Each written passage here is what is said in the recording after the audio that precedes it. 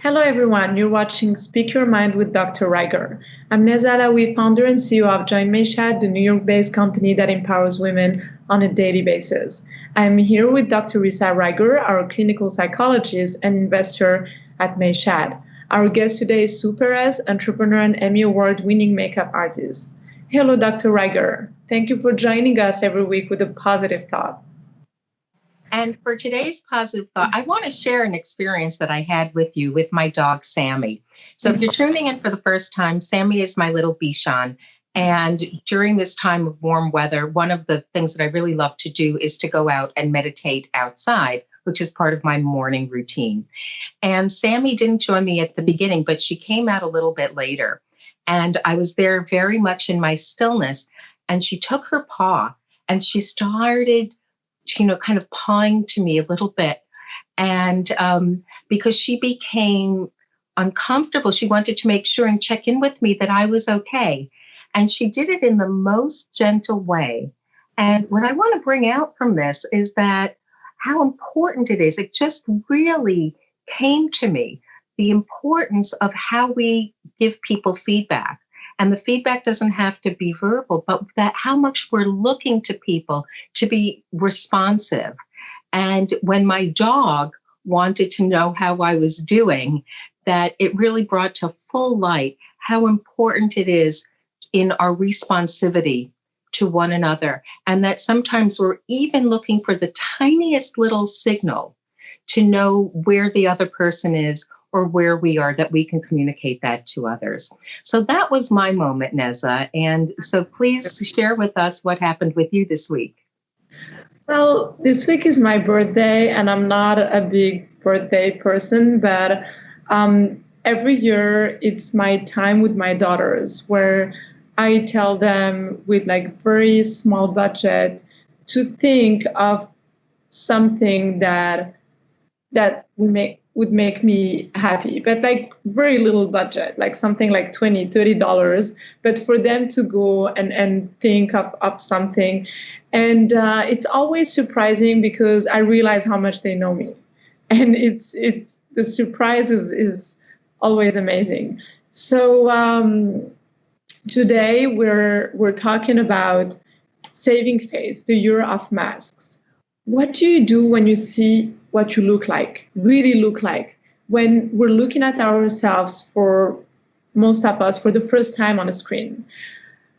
No other time in history has everyone been faced to this. And the gap between what we think we look like and what we look like, where is the truth?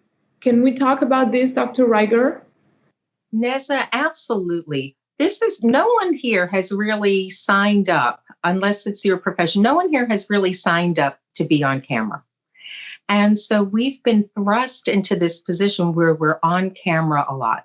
We may be used to seeing ourselves in a snapshot here and there, but to see ourselves continually online, live, or recorded, we have a vision of ourselves, and what we see on screen may be and has been kind of like, oh my gosh, I had no idea I look like that.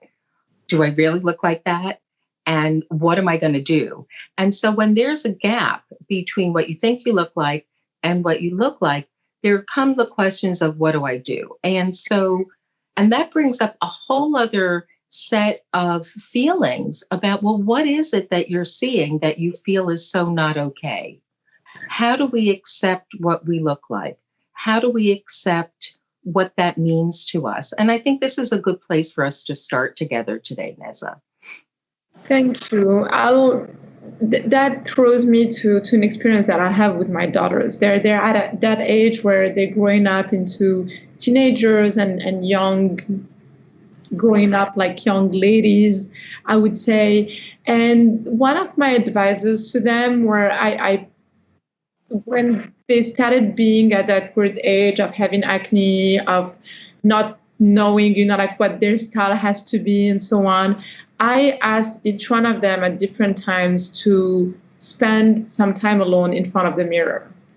And I just think that it's therapeutic because it is an age where when you spend time looking at yourself in the mirror, you're everyone, has the good side, the bad side. When you get to know yourself, you get to know what you look like, and I think it's important. It gives a lot of confidence. No one has that perfect symmetry in their face. No one has to be looking like that. But it's all about, like, how do you show yourself up out there at your best version. And so what do you have to say about that, about spending time with oneself and facing the truth of looking at ourselves in the mirror? One question that we need to ask ourselves is, what were we expecting? What is the gap? What's the difference between what we're thinking about ourselves and what we see? And so that becomes our first place of inquiry. It's like, well, what is it that's disturbing me? And then how bad is that? Well, what does that really mean? Does it mean that I should never get on camera? Does it mean that I need to go do something drastic? What does it mean? And for women, when we've all grown up in different ways with images getting manipulated and, getting, brushed and this and that and the other thing. And that, people who are on screen, that when a photo is taken at the beach where it's informal, that you see, well, they too have cellulite. And so how do we come to embrace what may not be perfect? And when we say that, the understanding is that, we're taught the word perfect, and that perfect is an illusion on the one hand, unless you go into another space in your head that what I'm seeing is perfect. Now, if we take perfect and we kind of just like dig deeper into that, what does it really mean? What is that about? Do you know anything that's perfect? Do you know anyone who's perfect? Is there anyone on camera who really, really looks perfect without all sorts of manipulation and this and that, which we as, people going into a meeting, sharing ideas, that's not our space. And so what can we do to really deal with, just the way that you dealt with and continue to deal with teenage daughters who are looking at every single inch of themselves, to say that where I am now is really okay. And so that where is our acceptance? Where is our self-acceptance? When we create an image of ourselves and that we don't match that image, do we keep ourselves in a place of suffering? Do we keep ourselves in a place of self-critique? And so what does it mean when you've got the wrinkles going on your forehead? Does it mean that what you're thinking is not as important? What you're saying, you're caring, the ideas you bring to meetings, the energy that you bring to your team, does it take away from any of that? So this is really an incredible opportunity, not one that any of us would have chosen by any means, but this is an incredible opportunity for us to really have our moment with ourselves and really come to grips with ourselves, that we can hold some sort of image. But do we really need to do that? Do we really need to do that? And if we do, what is that need about? Why would you need to do that? What is it that gets in the way of saying, this is how I look, this is who I am? I mean, that doesn't say that you can't do things and use makeup, and where you have lots of questions for our guests, but that it's really about from the inside. And beauty starts from the inside. And being able to maybe not be whatever it is, that image that you have in your head, but what does it mean to accept yourself and to like yourself and to say, well, this may not be exactly, or that may not be exactly. However, that doesn't take away from my personhood. And do I really, really need to keep slamming myself about this and feel bad about it? And as women, one of the things that we've seen and we've talked about a little bit on the show is that when guys come into a Zoom meeting, they could wear a shirt, they can wear a hat, their hair is like this or that, they're shaven, they're unshaven, they're semi-shaven, they have stubble, and it's like, it's all good. It's all good. And for women, I don't think we would go on being inadequately coiffed or this or that. There's a different standard to which we hold ourselves. And to have a standard is fine. To suffer with a standard is not fine. I hear you, Dr. Ryger. The beauty is in every woman. And I think what makes us not be able to transmit that beauty is when we disconnect from ourselves. We disconnect from facing our physique, and when we run away from it, the woman who runs away from her physique, from looking at herself, from taking care of herself, but in very simple manners, hydrating her skin, but like loving that time and that routine that connects her to her inner beauty. That's when she shies away and she starts distancing herself from that beauty that she has to transmit. So masks, we are in an era of masks. Who would have thought months ago that we would ever be walking in the streets with masks? And today they're part of our life, of our accessories. Masks can be viewed as serving to silence us, keep us quiet, hide our identity. And now they keep us alive. Let's talk about that dichotomy. Masks are really a very interesting place because, when we talk about, we've always heard about, the masked men and this and that. And I was actually talking with someone yesterday about the mask and what the mask can mean. Well, first of all, we're covered from here down. So our communication and really, our communication is often through our eyes. And we can tell. It's interesting. You can start to be a really good eye reader of from here up.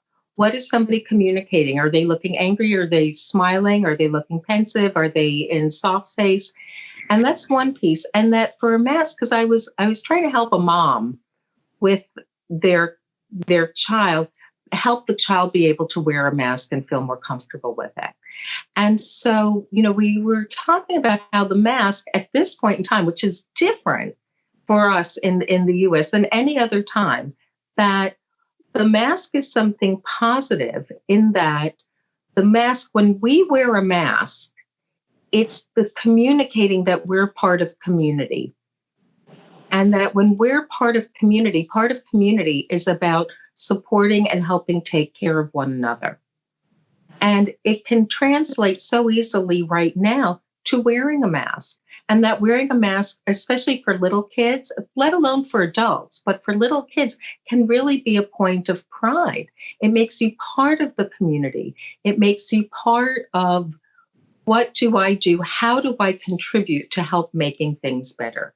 And for people who are very involved and committed to social issues and making the world better, that it's something that we can do every single day as soon as we go outside to help make things better. It's an enormous communication. And so I don't know if it's happened to, Sue, if it's happened to you, or Nessa, it's happened to you, but it's happened to me where I am out and I'm doing something and I've got my mask on. And it's almost like people nod to each other. Mm-hmm. It's almost like we're, that little nod communicates that we're in this together. And so when we're wearing a mask, it can really bring up the bigger issues for us of, what is it that we hide? What is it that we show? What is it that we connect with ourselves? And that if I'm this person for a lot of people, what do I communicate about my own confidence, my own sense of well-being, and the importance of being able to connect with that you're more than your looks. And listen, it's important to take care of your appearance. It's an important piece of self-respect and how you take care of yourself, making some time for yourself, saying that, you put yourself in your calendar. You are part of the picture, literally and figuratively. And that to take that time to take care of yourself, take care of your face, take care of your body is really, really important. And at the same time that, if your mascara isn't going on well, that you don't lose your confidence. Like your confidence doesn't have to come from your eyebrows being right.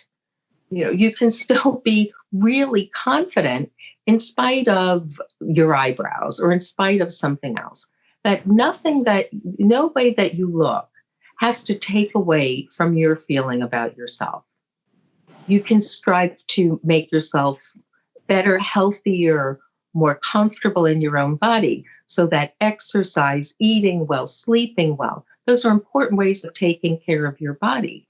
And, for health reasons, for feeling good about yourself, there's nothing, that's a great thing, but that we don't have to hold a whip to ourselves if things aren't absolutely in line. And we don't have to banish our confidence until whatever our notion of perfection is returns. So there is the self-love component in taking care of ourselves and our physique.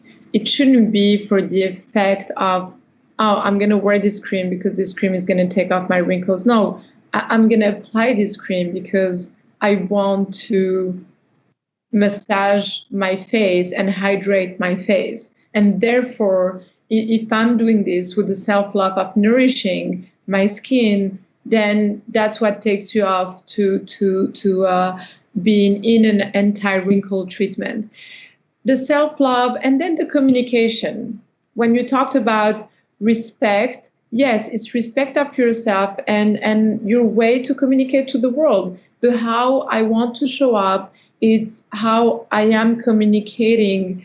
If I want to show up in and I am, I don't know, in a negligent way, negligent. It's my way of saying like, I don't care, I don't want to talk to anyone. And if I show up with just like a self-cared way, there are no rules such as, you need to have this or that. It's just you being proper and showing at your best, clean, healthy. Then you a smile in your eyes, and we're going to talk about this and how can we enhance our look now that is focused in our eyes with our guests. Therefore, you're communicating that you're open to collaborating. So our guest today is Sue Perez. She's the CEO and founder of Beautyphonics. You can find her on Instagram. And she's an Emmy Award winning makeup artist for her work at NBC Universal. Hello, Sue. Hi, good morning. So we're so excited to have you today. And my first question to you is, are you seeing some new makeup trends now that we're walking the street with the half of the face covered and the other half that is becoming our source of expression? I get a lot of questions about that, actually. It's a good one because we're not as visible anymore with the mask, and our eyes are huge. It really is a point of contact. I get a lot of questions, and I think that you don't need to use a lot of makeup. I think they've gotten the gamut from my skin is breaking out from the mask, what kind of product should I be using, to what's the best foundation, I'm very oily. You've got healthcare workers with these concerns that are in dealing with this pandemic. And then you've got people that just are having that hard time adjusting to not having to be so made up anymore. And they feel kind of like not attractive, and they feel like they don't have time because they're juggling different things.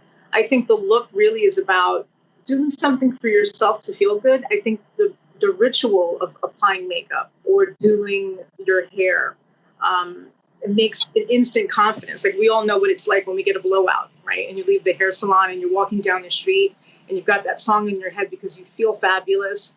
I think now it's transitioned to another dimension where now we need to make that time for ourselves. And it's difficult because most women haven't made that time for themselves. It's a struggle in that sense, how to balance that.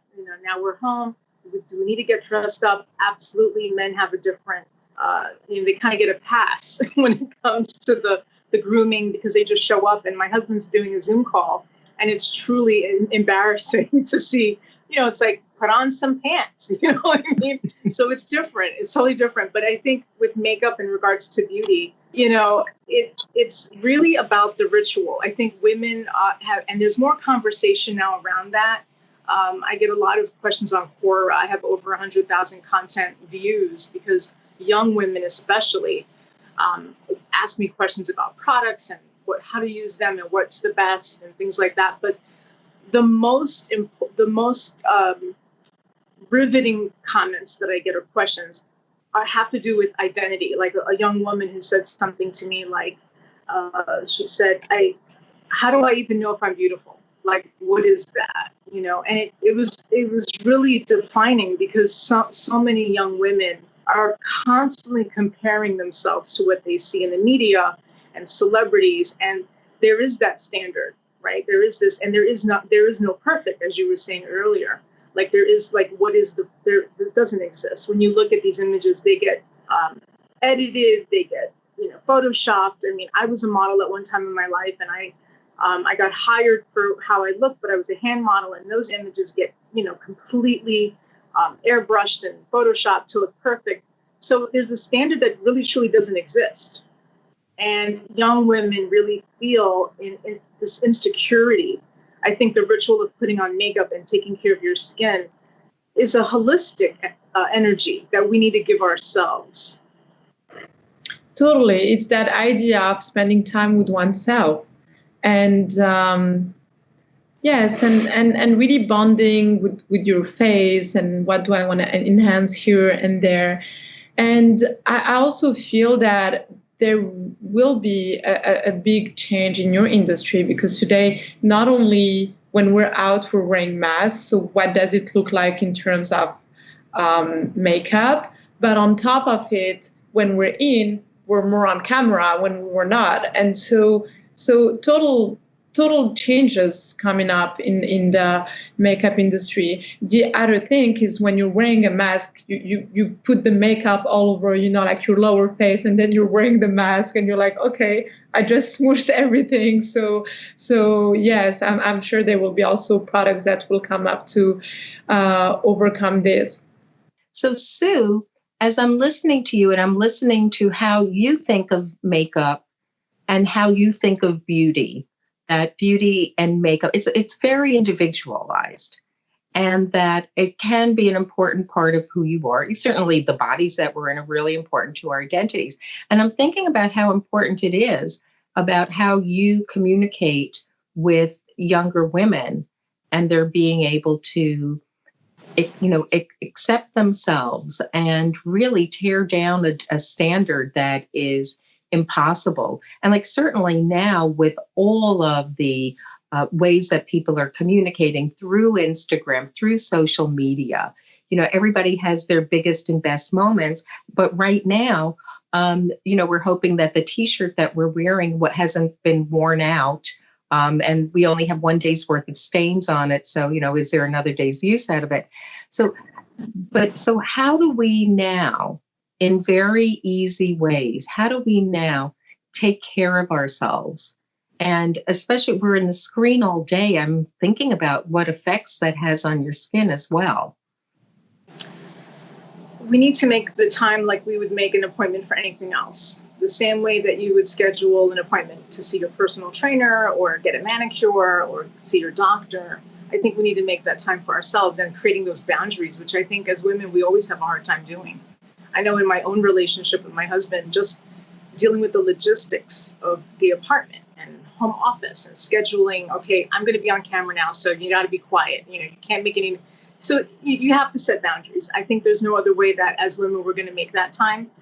Women have the hardest. I mean, just in general, women do everything, right? We're caregivers, we're mothers, we work, we're professional. And then it's like, what about me? And most of the women in my industry, whether they're on TV and they're an anchor, I mean, there's still women that have families, they're still moms, or you're a woman who's single and independent and you're working on your business and you're constantly out there doing marketing or what have you.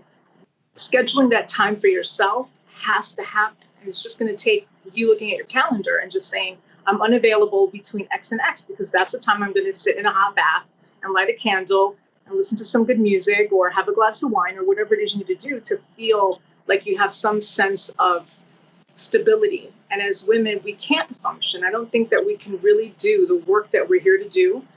Let's face it, women are changing the world, right? So if we want to go out there and make change happen, unless we're coming from a centered place where we can really say, I got a good night's sleep, or I got a good workout in, or I had a delicious meal, and those little rewards that we need to do to be happy. We can't go out there and do the work that we're here to do, fulfill that mission. So, to piggyback on what you're saying, that a lot of the women that I work with who are amazing women, they're out there, they're doing, as you say, they're changing the world, they're thought leaders, they have impact. And when we get down to talking about themselves and what they're doing to take care of themselves, I'll just say, well, do you think that you're as important as getting your counter wiped down? Are you as important as getting your laundry folded? I mean, where do you put yourself in this hierarchy? Are you as important as making sure that you have apples in the house? Do you have to put yourself underneath getting the counter wiped down so that, well, after I do this and after I do that and after I do the other thing, then I will. And right. One of the things that we know here as women, we're the 4 Fs. I call it the 4 Fs. We're the feelers, the finders, the fixers, and the freelancers. So we're the ones who, pick up whatever is there. And is it that after everything else, then it's okay? What is the messaging that we're doing with that? And can we put ourselves in a place of putting ourselves on the calendar before wiping the stove down? Right, exactly. I agree. I was raised by a single mom, so my mother worked full time and took care of us independently, and we were latchkey kids growing up in New York City. So when we came home after school, it was like, okay, you do your homework, but you also make yourself a meal, and then you have chores and you have responsibility. So I grew up kind of like a young adult. I didn't have like that childhood experience where, we went to sleepaway camp. We did the camps and stuff, but we didn't have a backyard. We didn't have that experience. And so I saw my mother struggle. I had to experience seeing that. And I think that shapes us too, like watching our moms, like, are they happy? How do they treat themselves? My mother would never think of going shopping to buy herself something beautiful, like a scarf or something expensive, because she was taking care of children. And I think that those priorities are different for each individual, but making some time for yourself and beautifying yourself and buying a nice bottle of perfume. I'm very self-indulgent. So you're talking to the wrong person. I'll shop at Neiman's. I'll shop online. It doesn't matter. As long as I get what makes me feel happy and good, because I understand that that's connected to my own energy. It's connected to how I feel about myself. Makeup and applying makeup. And even if it's just a little foundation and lipstick, it doesn't have to be a lot of products. I'm a strong proponent of discovering what works for you. And it's very unique and individual with each client. I've been busier now in COVID with virtual beauty sessions because women are still client facing, right? We're on Zoom, but we're also still talking about business and still making commerce online or whatever we're doing in our industries. So there's a great need for women to still pay attention to that. And to your point about how women were feeling about themselves, I've gotten a lot of feedback from my clients about what they're not happy with, what they don't like, what they've noticed. And it's a struggle for women in general to accept themselves, but on camera even more so, because now we see everything. And that's been really eye-opening for me. I profoundly relate to two things that each one of you has said. So you said we are at the forefront of changing the world. And it's true. Women have been fighting every day, like to gain more space because they feel that they have a better vision for this world. And so here we are with this big, huge responsibility. And then, Risa, you say something that, we don't even think about, but it's true. We put so many other priorities rather than ourselves. And yes, women cannot win this fight if they do not self-indulge themselves and put themselves as a priority. I start my day with taking care of myself. Then I take care of all the rest. I want to look good for myself. I want to feel comfortable. I want to wear that little dress that pleases me, the perfume that makes me feel connected to that scent that excites me. And then when I am set up, it's like a warrior going to, a fight. Are you going to go without, like taking care of yourself and taking your weapons and so on? So you put yourself in that right setup, no matter what is happening outside your bathroom, and then you go out and then you face the world and you face, because there will always be things to do and fix the whole day. So my next question to you, Sue, is, do you have any tricks to share with our audience? And we'll let them know where to find you for a private session with you.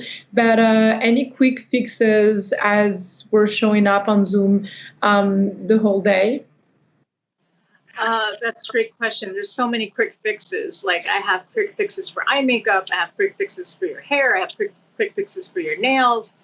I feel, to your point, what you were saying about the beautiful coaching you were giving to your daughters, and I mean, they're truly blessed to have you tell them, look in the mirror and accept yourself. I mean, my mother used to say to me, Suzanne, you have to love yourself. And I think that when you're growing up, you don't really understand what that means, because you're still developing, you're still learning, you're still influenced greatly by your friends and society and all of these things. But looking in the mirror and absolutely connecting to the reflection that you see and accepting that, but also acknowledging all the great things that you've done, all the wonderful things that make you you, all the great things that only you can do, all the wonderful things that only you can bring. And acknowledging that in that reflection, it's a lot deeper than just how you look. So I actually wrote a book that I wanted to express sitting down at the vanity and making a place in your home, like designating a place where you can sit down and you can kind of replenish. And I have a chapter called Beauty Rituals. And those rituals are all about the self-care from skin, from head to toe. And I produced video content to go with the book so that you can literally log in and see a video that shows what I'm talking about. Because oftentimes when women apply makeup, or not makeup, but skincare, right, you just kind of go and you're done. And actually, Beauty Rituals is I'm sharing my expert knowledge as an esthetician.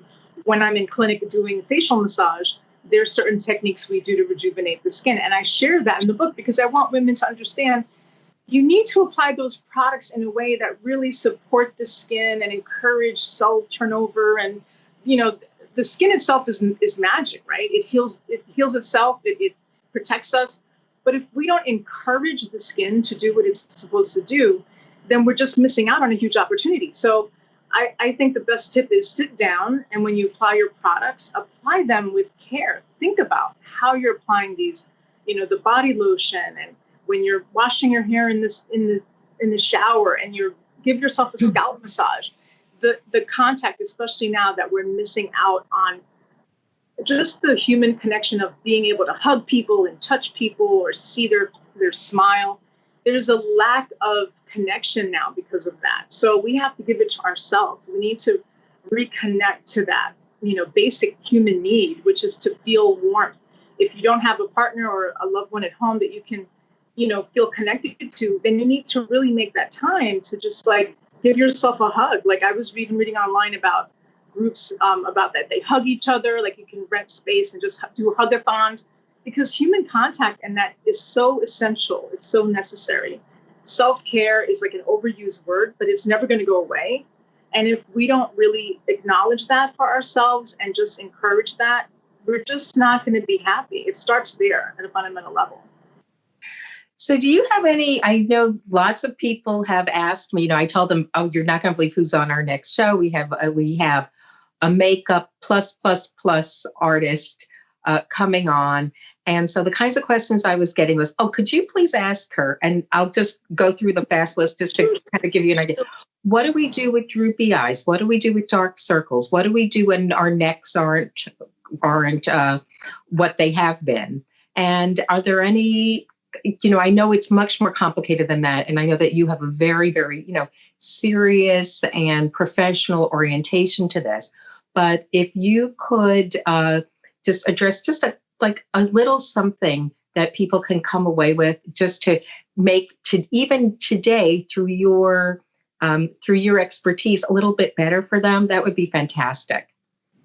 Okay, you're saying droopy eyes and dark circles, right? Is that like the top two questions? So the eye area, dark circles sometimes is hereditary. And also it's just blood that coagulates and that causes the darkness. So there's an ingredient called vitamin K that works great if you use eye creams, make sure it's in there. But actually just stimulating the blood circulation, and that would be an eye massage, right? And I would always really recommend women to use a primer under their makeup, and whatever creams that they're using or oils, really infuse it into the skin and spend some time manipulating the skin, because that circulation creates a rosiness to your skin and the eye area, deep puffing. I wake up with very puffy eyes, especially with the air conditioner. In the winter time, it's hot, the heat. So I'm always battling puffy eye, and I'll do like a cold compress on my eyes before I do anything with the makeup if it's really bad. But usually it goes away. It's just fluids. So massaging and actually just manipulating the skin is the best way to get circulation going and deep puffing, spending time on that. It's really not about a product. People always think, what's the best product for this or what's the best product for that? It's in how it's ingredients, but it's the delivery system of those ingredients and how you're applying it to the skin, because some of those ingredients are not that different between a drugstore and a prestige brand. If you know the chemistry, it's how you're applying it to the skin. And I would definitely recommend that women spend time doing it. I'm a huge proponent of spending. Even my husband's like, "What are you doing?" And he'll see me effleurage, and I'm doing the same techniques that I've used as an esthetician. I always encourage clients to do it, and it's a learning curve because women are not used to it. Women are doing this, and you want to go up. You want to always, blood goes to the heart, right? I feel like I should have looked at my book.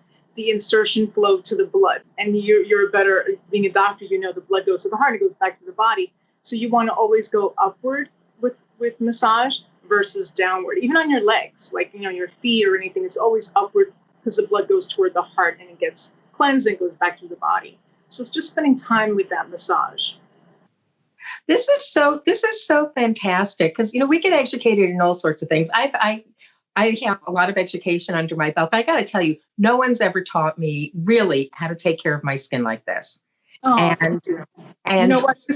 I just want to mention, that's how I named my company. Company names are so critical and what they mean, and you want to always have the name, especially with the internet, like keyword searches and stuff like that. But during analysis, when you get a facial, the esthetician tells you, okay, Neza, your skin looks a little this or that, or are you drinking enough water? There's a conversation. And for me, I spent so much time in analysis because I could tell what my client was doing. I could tell if she wasn't washing her makeup off at night. That's like the number one thing that you need to do. And so many women weren't doing because they're tired when they get home and they just collapse, or, they didn't like the products they were using. So the education or the knowledge that I was expressing during that moment was like really teaching them. And I had a client say just that. She goes, no one's ever looked at my skin like this. No one's ever said these things to me. I'm learning so much. And I thought phonics, which is I don't even know if they use phonics anymore for education and teaching English. They do. I learned speaking English with phonics, right? Like how to enunciate and learn words. So I said Beautyphonics, which is how I created the name of my brand. So thank you for that. Can you tell us a little bit about the services in your company?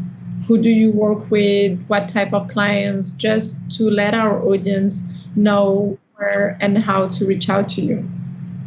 Well, my work is mostly in television, and I have traveled for my work. I work for NBC, not exclusively, but I work for different news stations and different shows. I've worked on HBO. Actually, I was working on an episode of Law and Order when in March when COVID shut down the school and we had to shut production down. So I work as a professional makeup artist in New York City.